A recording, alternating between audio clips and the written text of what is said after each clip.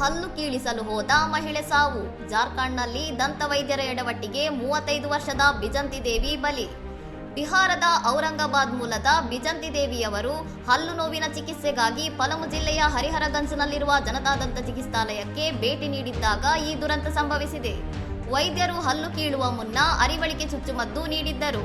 ಹಲ್ಲು ತೆಗೆದ ನಂತರ ಕಾಂಪೌಂಡರ್ ನೀಡಿದ ಮತ್ತೊಂದು ಇಂಜೆಕ್ಷನ್ ಬೆನ್ನಲ್ಲೇ ಮಹಿಳೆ ವಾಂತಿ ಮಾಡಿಕೊಂಡು ಪ್ರಜ್ಞೆ ಕಳೆದುಕೊಂಡಿದ್ದಾರೆ.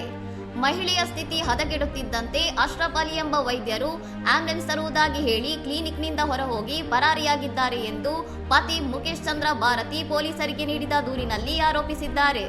ಸ್ಥಳೀಯರ ಸಹಾಯದಿಂದ ಮಹಿಳೆಯನ್ನು ಸಮುದಾಯ ಆರೋಗ್ಯ ಕೇಂದ್ರಕ್ಕೆ ಕರೆದೊಯ್ಯಲಾಯಿತಾದರೂ ಪರೀಕ್ಷಿಸಿದ ವೈದ್ಯರು ಅವರು ಈಗಾಗಲೇ ಮೃತಪಟ್ಟಿದ್ದಾರೆ ಎಂದು ಘೋಷಿಸಿದ್ದಾರೆ. ಘಟನೆಗೆ ಸಂಬಂಧಿಸಿದಂತೆ ಹರಿಹರಗಂಜ್ ಪೊಲೀಸರು ಎಫ್ಐಆರ್ ದಾಖಲಿಸಿಕೊಂಡಿದ್ದು ಮರಣೋತ್ತರ ಪರೀಕ್ಷೆಯ ವರದಿಗಾಗಿ ಕಾಯುತ್ತಿದ್ದಾರೆ. ಸದ್ಯ ತಲೆಮರೆಸಿಕೊಂಡಿರುವ ವೈದ್ಯನಿಗಾಗಿ ಶೋಧ ಕಾರ್ಯ ಮುಂದುವರೆದಿದೆ.